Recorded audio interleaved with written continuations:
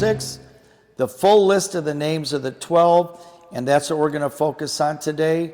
Whose turn to read, Susie? Yes. At that time, Jesus went up a hill to pray and spent the whole night there praying to God. When day came, he called his disciples to him and chose 12 of them.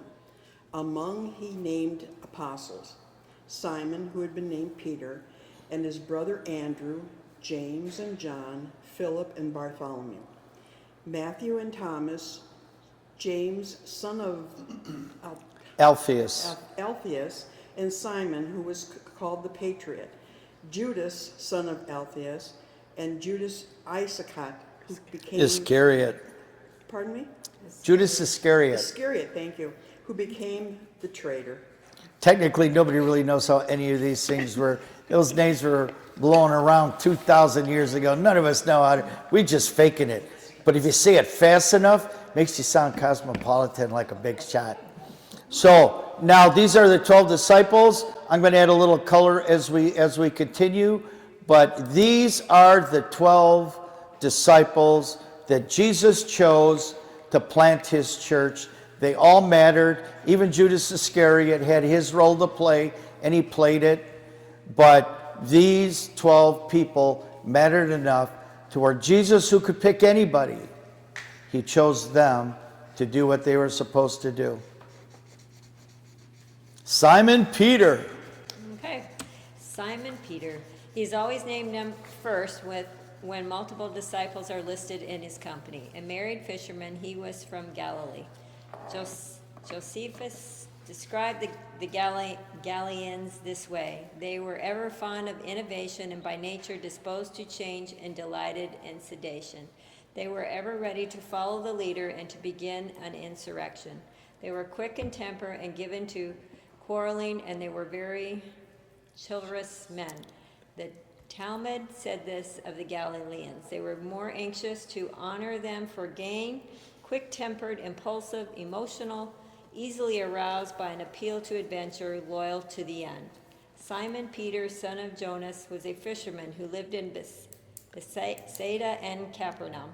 He did evangelistic and missionary work among the Jews, going as far as Babylon. He was member of the inner circle and authored the 2 New Testament epistles, which bear his name. Tradition says he was crucified head downward in Rome. The Galileans, these guys, Peter's, what she had just read, a few things. They were chivalrous. That means you could fight a Galilean, and this is all Talmud, everything I'm telling you. Galileans would get in a fight almost to the death, and then on the way home, eat dinner together. Grab a bite to eat together. But if you punched a girl, they'd kill you. There was just certain things that's the chivalry is an extreme. You couldn't touch a girl. That was off limits. That's the kind of people they were. And they loved, and this is the kind of guy my wife would hang out all day long, because they loved conspiracy theories. They loved trying to figure it out. They loved an insurrection. They were rough when it came to some of that kind of stuff. They were kind of impulsive. They were not afraid to try anything once. You could talk them in to pretty much anything good or anything bad. Just so you know. But as far as Peter goes, these guys was sharp. These guys were really, really sharp. Peter had 2 or 3 homes. He owned several boats, had a thriving fishing business, and he had a lot of employees. In fact, Mark was one of his employees. Peter's wife came from a very wealthy family. Mark's father, who was Timothy's gopher, just so you know, or was Mark was Peter's gopher on the boat. Mark's dad had a home in Jerusalem and rental properties, and he had a home in Alexandria, Egypt. So he had a home in Africa and in the Middle East and rental properties the upper room where Pentecost fell, where they had the Last Supper, where he had the meeting with Nicodemus in John chapter 3, all happened in the upper room, which is where what Mark's dad owned. Mark was very well educated, spoke 4 languages, Hebrew, Aramaic, Greek, and Latin. But because he was wealthy and had kind of a cosmopolitan life form, his dad, who was a Greek, his mom was a Jew, he doesn't want him to get soft. He says, I want you working. I like Peter. He's a good, honest, hardworking Jewish guy. I want you working on his boats all summer long. I want you to get your hands dirty. I want you to cut bait, mend nets, and chase down what seagulls, whatever Peter wants you to do. So in the summer, he'd be educated so well during the school year, and then in summer, he'd have him cutting bait on Peter's boat, because Peter's kind of a jerk and will be strict, but he's family, so he's not going to kill him. Like, he's going to love him, and, you know, he's going to be good, and he's still kind of with family. And Barnabas was another one was Mark's uncle. All that family tied together. Peter was martyred on a cross by his own request, crucified upside down. When they saw Paul was in Rome for like 2 years, they couldn't kill him right away because he had to have a trial because he was a Roman citizen. That carried a lot of weight. And Peter, nobody cared. The Jews hated him because he converted to Christ. The Romans hated him because he was a Jew. So to Rome, it's a win-win for them. So Peter's in Rome for about 2 weeks before they chop his head off. Paul's there for 2 years. And when Peter's time comes to die, he says, I'm not worthy to hang on. They saw they were going to put him on a cross. They said, I'm not worthy like that. Could you hang me upside down? And to the Romans, like, 3 nails is in the budget, so yeah, we don't care. And so they hung him upside down. They nailed him to the cross, then hung the cross upside down. Instead of sticking it feet first in the ground, they stuck it head first. And that's how he died. He said he wasn't worthy of it. Many attribute the Gospel of Mark to Peter. Mark, as I said before in his education, he would travel with Peter, according to Clement of Rome, and Papias, an early church father, said he was Peter's interpreter because Peter couldn't speak Greek. And God was calling him to do some Greek ministry. Mark was his interpreter. Just so you know, the Gospel of Mark most likely is actually Peter's gospel written by the hand of Mark. Just so you know. This is the first one, right? Now we're on to the second. Yeah, well, how far are we at? Are you, my wife is judging me. I just wanted you to know. Okay, James, brother. James the elder,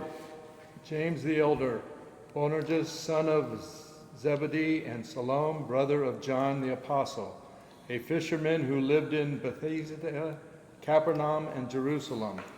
He preached in Jerusalem and Judea and was beheaded by Herod, AD 44. He was a member of the inner circle, so called because they were accorded special privileges. The New Testament tells us very little about James. His name never appears apart from that of his brother John. They were an inseparable pair. He was a man of courage, forgiveness, a man without jealousy, living in the shadow of John, a man of extraordinary faith, the first of the 12 to become a martyr. He's buried in Spain. Yeah, that reference came from Acts chapter 12. He was the first of the 12 to die. Who was the first Christian martyr? After Jesus died, who was the first Christian martyr of all? He was the first of the 12 to die, but someone died before him. Who was it that was killed? Anybody know? Stephen. Who said that? That you, Keith? Good job, man. In the back row. I thought you were a rebel back there, but you know stuff. Yeah, Stephen was the first martyr of the church, and that we know of, that was recorded. And James was the younger brother, or the older brother to John that wrote the Gospel of John and wrote the Revelation. And I know my wife ain't gonna let me talk anymore on this. So let's get to John. Do you have a mic back there, my brother? Let her rip. He was known as the beloved disciple, a fisherman who lived in Bethsaida, Capernaum, and Jerusalem. He was a member of the inner circle. He wrote the Gospel of John, 1 John, 2 John, 3 John, and Revelation. He was given the earthly responsibility for Mary and the mother of Jesus at the cross in John 19. He prepared the upper room for the Last Supper and outran Peter at the tomb when Jesus rose from the dead in John 20. He preached among the churches of Asia Minor, vanished to the Isle of Patmos. He was later freed and died a natural death in Ephesus, living with Timothy and working in the churches where Timothy was the bishop in that region, buried in Turkey. Together they would build some 84 different churches in Ephesus. Not a bad track record. So now the brother of Peter, whose name is Andrew. He lived in Bethesda and Capernaum and was a fisherman before Jesus called him. Originally, he was a disciple of John the Baptist. Andrew brought his brother Peter to Jesus. According to tradition, it was in Kahala, Greece, in the town of Petra, that Andrew died a martyr. When Governor Aspis' wife was healed and converted to the Christian faith, and shortly after that, the governor's brother became a Christian. Apicius was enraged. He arrested Andrew and condemned him to die on the cross. Andrew, feeling unworthy to be crucified on the same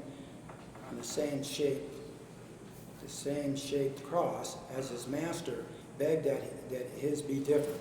So he was crucified on an X-shaped cross, buried in Amalfi, Italy. Amalfi, Italy. That's where George Clooney goes to make babies. Me and my wife were there. We were sucking on snow cones right in front of this guy's tomb, Andrew's tomb. What a great guy. This, and it shows you, like, just by how many homes they owned, how well spoken they were. They could go anywhere in the world and speak. By the time Jesus walks on the planet, the whole world only spoke 3 languages: your mother tongue, Greek, and Latin. And these guys were proficient enough to make such a gospel presentation, they all got killed for it. And Andrew, and Andrew here, on top of that, Andrew is the first person in history to lead someone to Christ.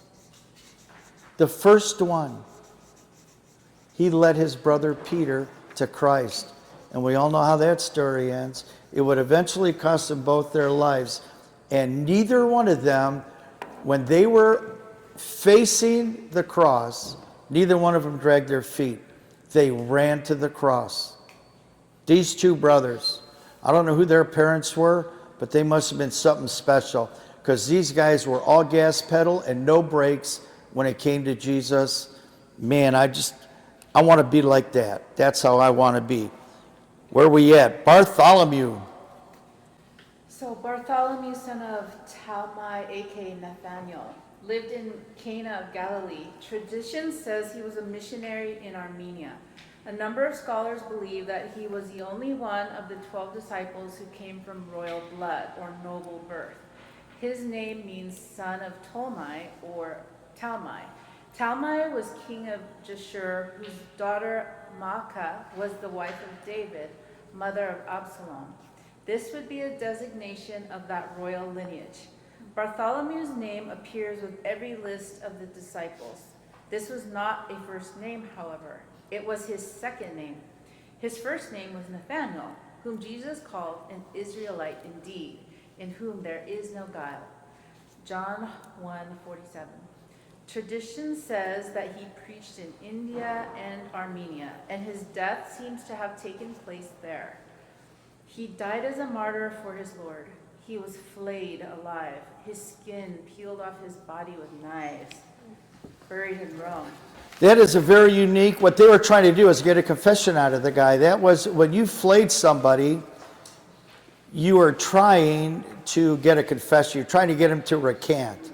So they would cut your skin in strips, like make little lines, and then slowly peel it off, say, all you have to do is say, Jesus never lived, or that you lied about who Jesus was, and we'll stop right now. And they literally peeled all the skin off his body till he eventually bled out. That's the kind of guy Jesus picked. And people don't even know who he is in the church. You understand what I'm getting at with this, why this is important for us to at least mention their names. These guys were something else. They were ballers. Like they were not getting up to bat and bunting, trying to get an easy first base. These guys were swinging for the fence, and they didn't care what it cost them. And for almost all of them, except one, it cost them everything they had. These guys are worth this. Little bit of effort we're taking. James, the son of Alphaeus. James the Less, you're up. According to tradition, he preached in Palestine and Egypt and was stoned to death in Egypt. James was one of the little-known disciples. Some scholars believe he was the brother of Matthew, the tax collector whose father also was named Zebedius. Tradition states he was crucified in Persia near Sinai, and he often mistaken in literature with James, the brother of Christ, who pastored the main church in Jerusalem, and wrote the Epistle of James, and also with James the Elder, buried in Rome. He is not the brother of Christ. This is a different James. The James that was a brother of Christ didn't come to Christ until after Jesus rose from the dead. And then he preached so strongly in Jerusalem, they threw him off the church, like 3 stories tall. They just plopped him off, landed on his head, and didn't kill him. So then they clubbed him to death until he died. That's a brother of Jesus. This is a different. This one died because they threw rocks at him until he died. Because evidently he spoke up then. He was pretty quiet as a disciple. You don't hear too much about him. But boy, after Jesus rose from the dead, that lit a fire under him. God was preparing him. Sometimes when God prepares you, it's not as noisy, but he's preparing you. He's doing something epic. He's waiting for somebody just to crack that egg, fry it up, let it rip. Jude. He was one of the least known apostles and lived in Galilee. Tradition says he preached in Assyria and Persia and died a martyr in Persia. Jerome called Jude Trinomius, which means a man with 3 names. In Mark 3:18, he is called Thaddeus. In Matthew 10:3, he is called Livius. His surname was Thaddeus. In Luke 6:16, in Acts 1:13, he is called Judas, the brother of James. It is said that Jude went to preach the gospel in Edessa, near the Euphrates River. There he healed many, and many believed in the name of the Master. He was killed with arrows at Arioch. Thaddeus also was called Judas the Zealot, buried in Rome. You had like every name under the sun in that list, and you just smoked right through that. I just was going to do it either way how I thought, so I'm confident. We have people in this class, I'm not going to name them, that will just start saying the first letter of all the names. J, T, G, and you know, that was impressive. I got to tell you, that was good. Girls, your mama's got some skills. I got to tell you. Huh? Same thing. Same thing. For now, your mama. Matthew, let her rip. Okay, Matthew, who wrote the gospel that bears his name, who died a martyr in prison. It is likely that James the Lesser, who was one of the 12 apostles, was Matthew's brother, also the son of Alphaeus. Although we knew little about Matthew personally, the outstanding fact about him is that he was a tax collector. The King James Version calls him a publican, which is Latin in publicanus, meaning engaged in public service, a man who handled public money or a tax gatherer. Matthew was unlike the other apostles, who were mostly fishermen. He could use a pen, and by his pen he became the first man to present to the world in the Hebrew language an account of the teaching of Jesus. It is clearly impossible to estimate estimate the debt that Christianity owes to this despised tax gatherer. Matthew became the first man to write down the teachings of Jesus. His ministry was in Persia, Macedonia, Peninsula, in southern Europe, Syria, Parthia, Media, and Ethiopia, buried in Sicily. Oh, yeah. See, she's not afraid of names either. Now, what are you going to do? You know what I mean? Like, there's kind of a high standard at that last table there.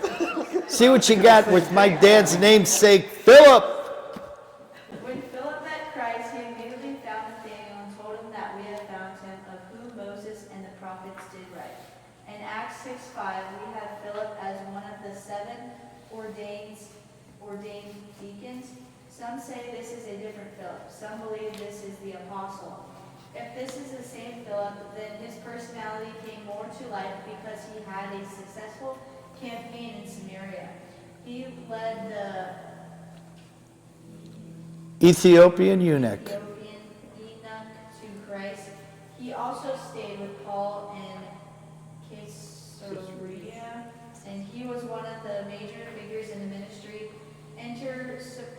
enterprise of the early church. Tradition says that the disciple Philip preached in That's Phrygia and Scythia. If you say them really fast, nobody knows you don't know what they are.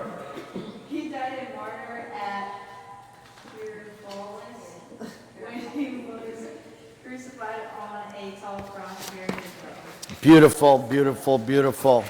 Simon the Less, a.k.a. Simon the Zealot, Simon the Canaanite, Simon Zelotes, lived in Galilee. This would be the guy wearing the MAGA hat. This would be the guy that would judge you for taking the shot, for getting jabbed, for bowing to the Roman Caesar and getting inoculated against coronavirus. Give me COVID-19 in the eyeballs. I don't care. I'm not taking the shot. If that's you, this is your kind of a guy. Anything that comes from the government is evil. Where we go one, we go all. That's right, baby. The Zealots. What are we doing in here? It's your turn. The Zealots were fanatical Jewish nationalists who had heroic disregard for the suffering involved and a struggle for what they regarded as the purity not only of their public life but their religious life, their religious faith. The Zealots were crazed with a hatred for the Romans. It was this hate for Rome and that mistrust that destroyed the city of Jerusalem. Josephus says the Zealots were reckless persons, zealous in good practices, and extravagant and reckless in the worst kind of actions. If you're going to go out with a bang. That's what the Zealots are like. Simon Zelotes ministered in Persia, that is modern-day Iran, and was stabbed to death for refusing to worship the sun god. He is buried in Rome. Thomas, sometimes called Judas, he was present at the resurrection of Lazarus. It is said that he was commissioned to build a palace for the king of India. He labored in Parthia, Persia, and India, suffering martyrdom near Madras and Mount St. Thomas, India, buried in India. that's interesting. That's why in The Chosen, if you guys are following The Chosen, he's an architect. That was his field of study. And as he's spreading the gospel, he's doing work, he's doing day labor as an architect, as an engineer, helping people construct things right and doing the drawings for people so that they could have their laborers build buildings or what. And he was so good at it, the king actually had him, the governor of that area, the leader of that area, actually had him doing civil projects. And eventually that kind of recognition, because he witnessed everywhere he goes, eventually got him killed for doing it. Funny, Judas Iscariot, and look at where, don't you pass. Judas Iscariot, let's talk about that egg-sucking dog. Oh, I said it out loud, Jesus Julie. for 30 pieces of silver and afterwards hanged himself. He was a Judean and the rest of the disciples were Galileans. He was the treasurer of the band and among the outspoken leaders. It is said that Judas was a violent Jewish nationalist who had followed Jesus in hope that through him, his nationalistic fame and dreams might be realized. Unknown grave. Actually, there is a traditional site for his grave. There's a place in the Hinnom Valley in Israel called Potter's Field that has kind of become the traditional spot. It was a trash dump that was converted for graves. Who knows how long ago? Don't know if it goes all the way back to the 1st century, but that's what they're saying. I'll have a picture of that when we get to the video. You want to let us know about Matthias? Matthias was the guy that replaced Judas Iscariot. Remember in the book of Revelations, there are 12 thrones for the 12 apostles to rule over the Jewish survivors of the end time events. And so one chair would have to be fulfilled. They didn't even know about it here, but they knew that the number, 12 disciples for 12 tribes, had to be fulfilled. And Joanna's going to let us know about them. Matthias was selected to replace Judas as recorded in Acts 1:15-26. The other man who was also in consideration was named Joseph or Barabbas, and whose surname was Justus. Lots were cast, and eventually, I forgot his name, Matthias, was chosen by the casting of lot. He, from then on, was numbered with the 11 apostles. The Bible says that Matthias was with Jesus from his baptism until his resurrection, and also in the upper room. Besides the book of Acts, Matthias isn't mentioned anywhere else in the Bible. Matthias spread the gospel on the shores of the Caspian Sea and Cappadocia. Near Turkey, central Turkey. Jerome and the early Christians writers Clement of Alexandria and that other guy Eusebius of Caesarea. Attested that Matthias was among the 72 disciples paired off and dispatched by Jesus. He was martyred by crucifixion and, according to other legends, chopped apart. His ministry was so vast and lasting that Helena, mother of the Roman Emperor Constantine the Great, 300 years later, transported Matthias' belongings from Jerusalem to Rome. According to Greek sources, the remains of the apostles are buried in the castle of Janio Epsaros of Georgia. Yeah. That's an interesting story because they didn't trust the Roman Empire. You know, much like my wife, anything for the government is evil. And they didn't trust them. Another thing, if you notice, now they're all buried, like half of these guys are buried in Rome, right? And yet you see that they were martyred like in Persia or in Turkey. And how are they all buried in Rome? Like they have a funeral procession? They hated these people. How did that all happen? A lot of that happened, it was Helena. She was so touched. She was so moved by Matthias, the results of his ministry 300 years later, that she felt all of a sudden, because of her, Constantine ends up legalizing Christianity and then makes it the state religion. And then she says, I want all of those 12 apostles. Those stories were still fresh. They were very similar in time frame to you guys talking about George Washington and the sacrifices he made, and Thomas Jefferson and Abraham Lincoln. These guys, that's similar to that time frame. These great men that carved out our nation. Now Constantine, mother Helena is thinking, these are the men that carved this out. They all died like dogs so we could get the truth. And she was a fire-breathing Christian, Constantine's mother Helena. And she gathered all the relics and all the bodies and had them all brought. And her primary source of information was Matthias, the one that they drew lots. Isn't it the one that replaced Judas? Isn't that beautiful? Isn't that something else?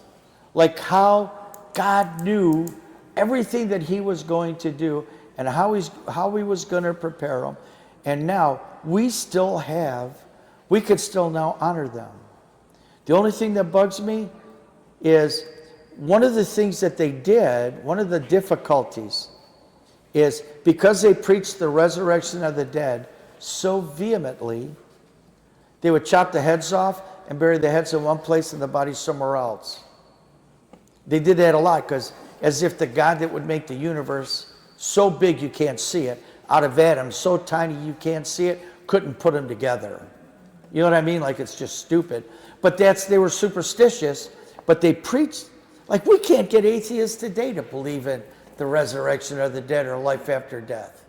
You know, and they preached it so much that they buried them and they chopped them up into pieces, and that made it hard for Helena to put the bodies back together. And so like right now, there's a battle going on in Venice and Alexandria over the body of Mark.